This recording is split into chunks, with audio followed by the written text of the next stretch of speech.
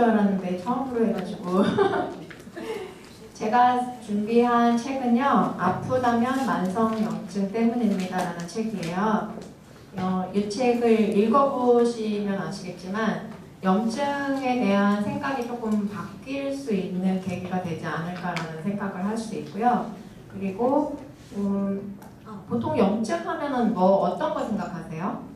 뭐 어디에 이제 잇몸이 붓는다든지 또는 뭐 모기에 물려서 이렇게 부어서 가렵고 하는 그것도 염증이에요.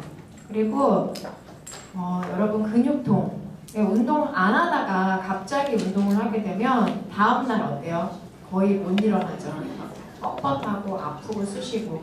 근데 그것도 예전에는 이제 젖산 때문에 젖산이 쌓여서 그래서 근육통이 생긴다라고 얘기를 했지만 지금 새롭게 알려진 거는 그것도 이제 그 근육이 파열이 되면서 그 안에 염증이 생겼기 때문에 그게 통증으로 나온 거거든요. 그러니까 근육통도 염증일 수 있고 그리고 감기가 걸렸을 때 인후염 같은 것도 염증일 수 있거든요. 그러니까 우리가 살면서 크고 작게 나타나는 여러 가지 증상들을 염증이라고 하는데 여기서 이야기하는 거는 조금 달라요. 그러니까 만성염증이라 그래서 제가 지금까지 말씀드린 건 쉽게 얘기하면 급성염증이죠. 빨리 나왔다가 시간이 지나면 없어지거나 빨리 조치를 취하면 없어지는데 만성염증은 말 그대로 오랜 시간 동안 내 몸에서 쌓여져 있는지 없는지도 모르게 진행이 되어 오다가 어느 날 갑자기 이제 병으로 다가오게 되는 거죠. 그래서 제가 한번 보여드릴게요. 여러분들 이런 병에 걸리시면 다 요런 무슨 과 이렇게 찾아가시잖아요. 뭐 심장병, 뇌졸중이면 순환기내과, 뭐 심장혈관내과, 암이면 이제 암 전문 병동을 가시고요. 이런 식으로 세세하게 그 어떤 증상에 따라서 내가 가는 병원, 그 과가 달라요. 그런데 이게 결국에 모든 원인이 하나로 통한다라고 하면은 안 믿어지시겠죠. 저도 이런 게 염증과 관련이 과연 있을까라고 생각을 전혀 못했었는데 이게 다 결국에는 염증에서 불거져 나오는 것들이라는 거. 그래서 아까 말씀드린 그 질병의 공통 원인인 이 만성염증은 원인이 몰라요. 우리가 지금 봤을 때는 원인을 모르는데 처방을 쉽게 하면 되죠. 염증을 촉진하는 요인을 줄여주면 되고요. 그리고 반대로 염증을 억제하는 요인을 늘려주면 되는 거예요. 쉽죠? 근데 문제는 내가 지금 염증이 없다라고 생각하시는 게 지금 문제인 거예요. 그래서 조용히 이렇게 소리 없이 진행되는 염증을 억제를 하게 되면 아까 같은 여러 가지 질병들을 한 번에 다 예방을 할 수가 있다는 거거든요. 그래서 주변에 보면 뭐 어디가 아프고 맨날 뭐 피곤하고 또 어디 잠깐만 나갔다 와도 쉬지 않으면 참지 못하시는 분, 이런 분들 잔병 치레 많으신 분, 감기 잘 걸리시는 분들은 이런 분들은 염증을 의심을 하셔야 된다는 거죠. 그래서 건강한 사람은 염증이 없다라고 이제 얘기를 하는데 사실은 염증이 없는 건 아니고 아주 미세하게나마 있지만 내 몸 안에서 염증을 계속 관리해주는 메커니즘이 잘 돌아간다는 뜻이에요. 그래서 좋은 염증과 나쁜 염증을 우리가 구분을 먼저 해볼 줄 알아야 되는데 좋은 염증은 아까 제가 말씀드린 것처럼 바로 나타나는 것들. 그러니까 뭐 아프면 약을 바른다든지 약을 먹는다든지 또는 뭐 찢어졌으면 꼬매면 되고 그렇게 즉각 반응을 할 수가 있는 것들이 좋은 염증이라고 할 수가 있는 거예요. 근데 나쁜 염증은 정말 모르는 거죠. 나는 건강한 것 같은데 왜 피곤한지 그리고 왜 자꾸 감기가 걸리지 이걸 잘 모르는 거죠. 이게 내 몸 안에 계속 만성염증이 계속 있는 거고요. 이게 노화를 촉진을 해주고 여러 병의 근원이 되는 것들이에요. 그래서 아까 말씀드리는 것처럼 염증은 무조건 다 나쁜 게 아니고 원인을 제거를 해서 어떠한 나타나는 인자들을 몸에서 제거를 해서 원래의 상태로 되돌리려고 하는 게 바로 염증이라는 거죠. 그러니까 다 나쁜 건 아니겠죠. 그래서 책에 보시면 보시면요, 그 만성염증의 예로 치주염이 나오는데요. 치주 병균이 알려진 것만도 지금 한 100여 종이 넘는데요. 그만큼 우리가 이 치주 병균에 감염될 수 있는 그 통로가 되게 많다는 거고, 또 입 안이잖아요. 그러니까 우리가 입안이 굉장히 많이 비위생적이다라는 거 많이 들어보셨을 거예요. 그래서 치주염이 각종 병과 지금 상관관계가 주목이 되고 있는 상황이고요. 그리고 특히나 이제 당뇨병을 앓으시는 분들이 예전에는 당뇨가 있으면 치주염이 생긴다라고 생각을 했는데 반대인 거죠. 치주염이 있는 분들이 당뇨를 더 악화시키는 그렇게 원인이 되기도 하거든요. 그래서 치주균에 반응을 해서 염증을 일으키는 그런 어떤 물질들, 그거를 메디에이터라고 해요. 그러니까 매개체인 거죠. 얘가 혈류를 타고서 인슐린을 방해하는 작용을 하게 되는 거예요. 그리고 또 동맥경화인 사람들이 그 혈관을 보면요, 그 안에 치주병균이 발견이 된다라는 거.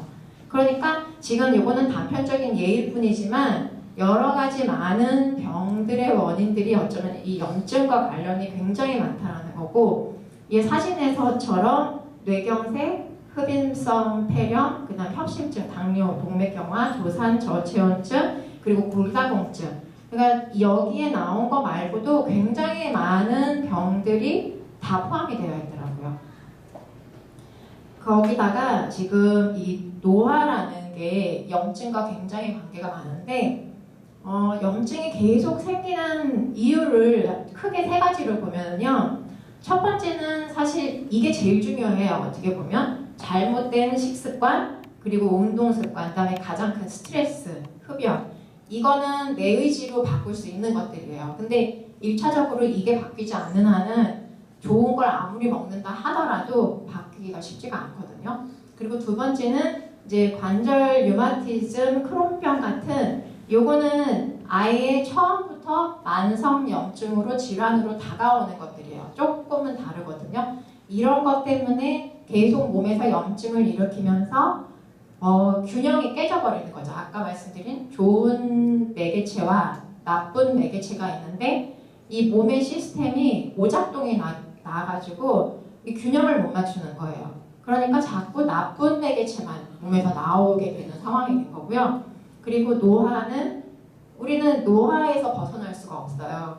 노화는 시간이 흐르면서 세포가 계속 분열을 하다가 어느 순간에는 더 이상 분열을 하지 못하는 상황까지 이르렀을 때 죽어버리잖아요. 근데 얘가 죽어서 빨리 빠지면 좋은데 그냥 그 자리에 계속 머물러 있는 거예요. 그러니까 머물러 있으면 가만히 있으면 좋은데 얘가 있으면서 계속 안 좋은 염증 물질을 자꾸 만들어내요.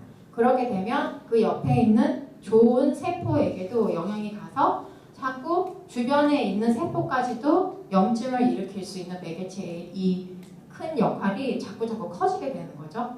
그러니까 내가 노화가 되는 어떤 요인도 빨리 찾아서 이 방지를 해주는 게 굉장히 중요하다는 거예요. 그래서 우리가 그러면 아까 노화도 내가 어떻게 멈출 수가 없잖아요. 그리고 노화는 지금 이 순간에도 일어나고 있는데 숨을 쉬고 있는 사실 가장 기본적인 우리가 숨을 멈추면 죽잖아요. 근데 숨을 안 쉴 수가 없어요. 이 산화를 멈추기 위해서 숨을 안 쉬고 있을 수는 없기 때문에 우리는 항상 숨을 쉬면은 활성산소가 몸에서 생겨나잖아요. 근데 이런 활성산소를 계속 몸에서 어느 정도는 제어를 해서 없애줄 수 있는 산화력이, 항산화력이 어느 정도 우리 몸에 있어요. 있는데 만약에 여기에 또 다른 어떤 매개체, 염증이나 그 다음에 스트레스나 자외선이나 여러 가지 외부 환경 때문에 이 항산화력이 우리의 몸에 있는 항산화력이 약해지는 거죠. 또는 산화력이 여기 보시는 것처럼 많아지거나 산화력의 힘이 커지거나 이렇게 되면 또 다시 염증을 일으키는 악순환이 계속 반복이 되는 거거든요. 그러니까 항산화를 많이 하는 것보다 사실 더 중요한 게 항염증이라는 거예요. 그래서 항염증을 내가 어떻게 하느냐에 따라서 내 몸에서 있는 항산화력도 키울 수 있고 균형을 맞출 수 있는 거거든요. 그래서 노화를 막아주는 이런 항염증도 굉장히 중요하고요. 그리고 요즘에 이제 탄수화물을 좀 많이 안 드시고 그 저탄고지 많이 들어보셨죠? 근데 저탄고지가 조금 이제 굉장히 요즘 각광을 받고 있는 이유가 바로 이런 이제 탄수화물 때문인데요. 노화를 촉진하는 당화라고 해서 당화가 뭐냐면 당이 우리 몸에 들어오면 단백질, 콜라겐과 그 다음에 지방과 얘가 결합이 돼요. 결합이 되면 얘가 단백질 변성이 일어나거든요. 그러면서 얘가 또 염증을 만들어내요, 몸에서. 그러니까 탄수화물이 어느 정도 들어오는 거는 나에게 에너지를 써서 괜찮지만 우리가 사실 탄수화물을 굉장히 좋아하잖아요. 너무 맛있잖아요. 탄수화물에 뭐가 있냐면 포도당, 과당, 그 다음에 전분, 그리고 락토스, 그 다음에 올리고당. 그러니까 우리가 먹고 있는 여러 가지 음식들이 대부분 탄수화물이에요. 그리고 식이섬유.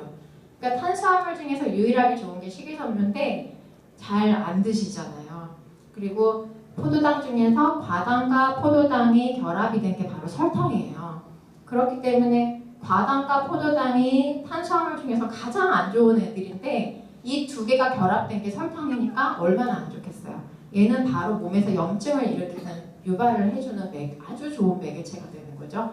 그러니까 이 당이 이제 결합이 되면서 변성이 되면 요 최종 당화산물이라는 게 만들어지거든요. 근데 이게 문제가 급격하게 내 몸을 노화를 시키고 주름을 만들어내고 그리고 혈관을 탄력이 없게 만들어버리고 그러니까 쉽게 얘기해서 늙는 거예요, 몸이. 그러니까 절대 좋은 건 아니겠죠. 그래서 가장 우리 몸을 가장 최적으로 만들어줄 수 있는 상황은 이 산화, 당화, 염증 이거를 정말 내가 어떻게 조절을 하느냐가 굉장히 중요한 관건인 것 같아요. 그래서 염증으로 생기는 질환이 책에 이제 두 번째 단락이 여기 나와 있어요. 요거는 자세하게 읽어보시면 되고요. 이렇게 많은 병들이 바로 염증과 관련이 있다라는 걸 이해하시면 되고요. 그러면 중요한 거는 그러면은 아까 제가 항염증이 제일 저하다고 그랬잖아요. 항염증을 어떻게 할 거냐? 우리가 먹는 거를 바꾸는 방법도 있지만 이렇게 무엇을 우리가 보조식품을 좀 섭취를 하든지 아니면은 어떠한 제품을 먹었을 때 좋은지를 좀 알아야 되잖아요. 가장 중요한 게 바로 이 오메가3예요.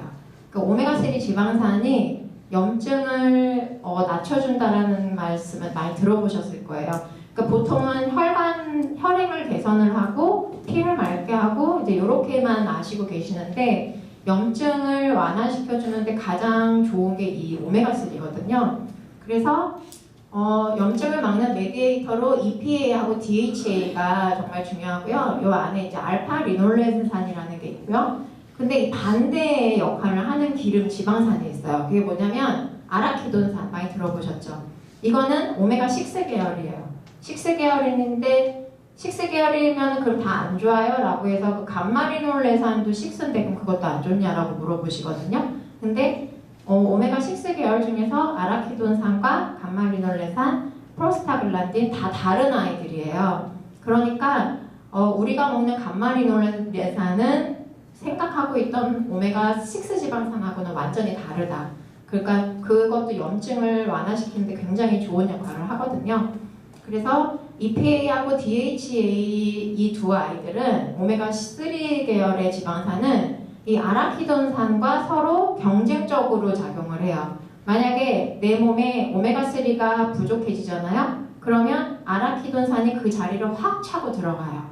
그러면은 내 몸에서 염증을 유발해주는 지방산의 활동 영역이 더 많이 늘어나겠죠. 그러니까 의도적으로 오메가3 지방산을 많이 섭취를 해주셔야 되고요. 그리고 기름이기 때문에 정말 질이 좋은 걸 드셔야 돼요. 아무거나 드시면 안 되고 그리고 오메가3를 나는 내가 나름대로 섭취할 수 있어 라고 해서 뭐 들기름이라든지 이런 거 드시는 분 있잖아요. 물론 좋은데 짜고 나서 바로 먹는다면 괜찮아요. 근데 그거 병에다 넣어놓고 어떻게 드시죠? 냉장고에 넣어놓고 열었다가 또 막았다 열었다 막았다 그거 몇 달 드시죠? 이미 상폐가 되어 있다는 거. 그래서 기름을 정말 잘 드셔야 되고요. 그래서 이제 이 오메가3 지방산이 염증이 일어나는 거를 간접적으로도 방해를 하고요. 또 직접적으로 염증을 제거하는 두 가지 역할을 다 해요. 이거 굉장히 중요하겠죠. 그래서 이런 식으로 시소타기를 하는 거예요. 왼쪽에 오메가6 지방산이 섭취량이 증가했다 이러면 저 AA가 아라키돈산이거든요. 그쪽이 무게가 실리는 거고요. 여기 오메가3 지방산을 많이 먹게 되면 이쪽으로 무게가 실리는 거예요. 그러면 내 몸이 훨씬 더 좋게 되겠죠. 그래서 섭취를 하려고 의식적으로 노력을 해야 염증이 억제가 된다는 거죠. 그러면 항산화력이 높은 채소는 항염증력도 좋다라는 건데요. 우리가 보통 알고 있는 폴리페놀계에 들어가 있는 식물 영양소, 안토시아닌, 이소플라본, 페르섹틴이 있고요.